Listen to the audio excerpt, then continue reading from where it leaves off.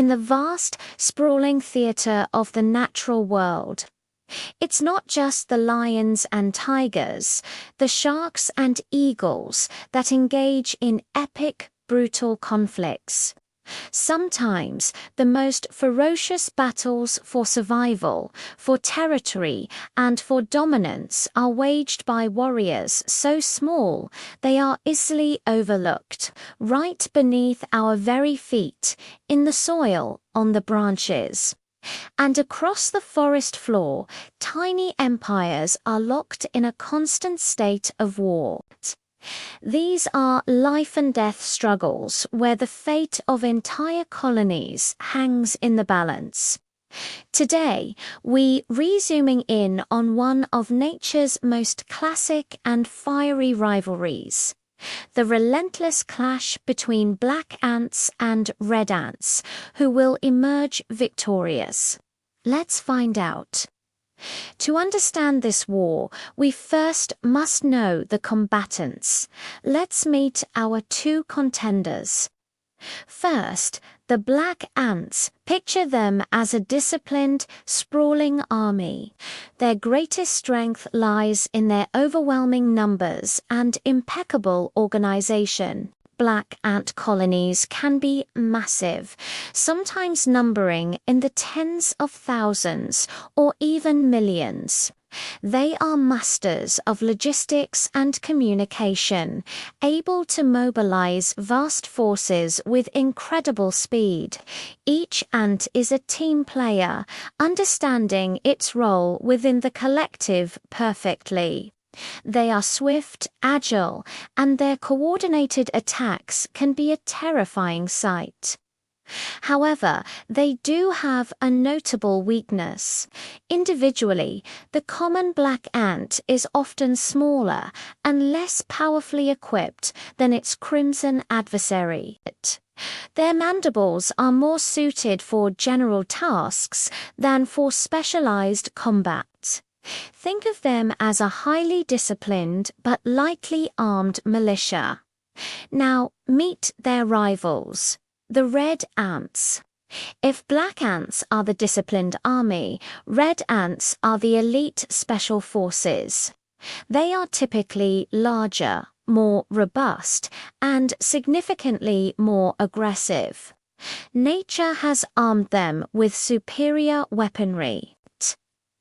Depending on the species, this can be a painful, venomous sting or a potent spray of formic acid that can burn and disorient their enemies. Red ants are fearless gladiators. They don't shy away from a fight. In fact, they often initiate it, launching bold, direct assaults. Their individual fighting prowess is unmatched, but they too have a vulnerability. Their colonies are generally smaller, and their high-octane aggressive style burns through energy at a rapid rate.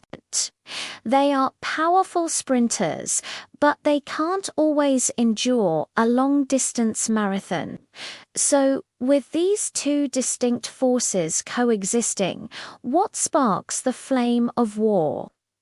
In the wild, conflicts almost always boil down to three fundamental needs: territory, resources, and the defense of their home. An ant colony is a superorganism, and its primary goal is to grow and thrive. This requires space to expand and a steady supply of food. Imagine a scenario. A scouting party from a red ant colony discovers a rich source of sweet, energy-packed nectar fallen fruit, perhaps, or a cluster of aphids. The only problem: this treasure lies within the foraging grounds meticulously claimed by a neighboring black ant empire. For the red ants, it's a vital resource they can't pass up. For the black ants, it's an invasion of their sovereign territory. In this situation, diplomacy is not an option. War becomes inevitable. The first skirmishes begin. A few red ant scouts, emboldened by their discovery, attempt to claim the prize. They are immediately met by black ant patrollers. The alarm is sounded. Pheromone trails, the chemical language of ants, flash across the ground, sending messages back to both nests. Invaders and food found. Bring reinforcements. And just like that, the battle begins. The ground transforms into a chaotic, writhing battlefield. The black ants, true to their nature, employ a strategy of overwhelming force. They swarm from their nest by the thousands, a living black tide pouring over the landscape. Their goal isn't to win a series of duels, but to engulf and subdue the enemy through sheer numbers. They surround the red ants, climbing over them, biting at their legs and antennae, trying to immobilize them under their collective weight. It's a strategy of attrition and suffocation. The red ants, on the other hand, fight with brutal individual efficiency. Each red ant is a walking tank. They charge headfirst into the black tide, their powerful jaws snapping, crushing the smaller bodies of their opponents. One-on-one, a red ant is a formidable foe, capable of dispatching several black ants in quick succession. We see it happen in stunning close-up. A single red gladiator, surrounded, rears up and sprays formic acid, scattering a group of attackers. It grabs a black ant in its mandibles, delivering a decisive, fatal bite. For a moment, it seems invincible. This is not just a battle between individuals.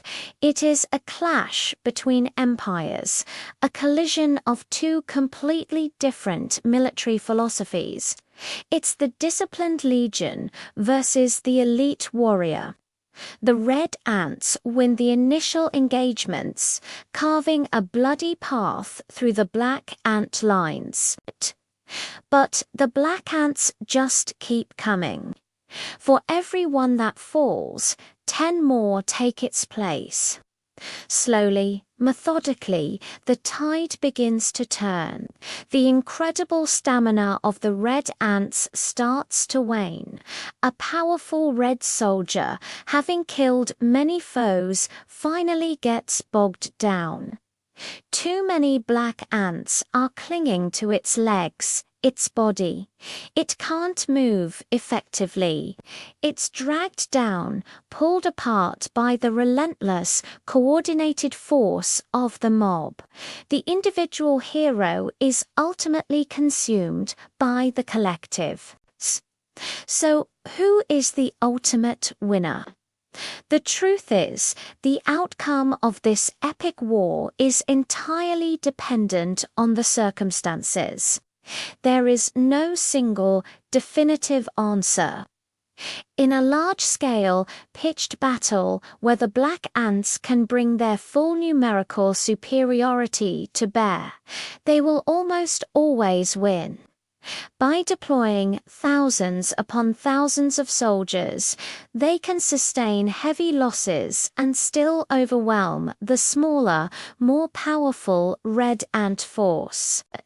They win through sheer grinding attrition, turning the red ants' strength into a weakness by prolonging the fight until their energy is depleted.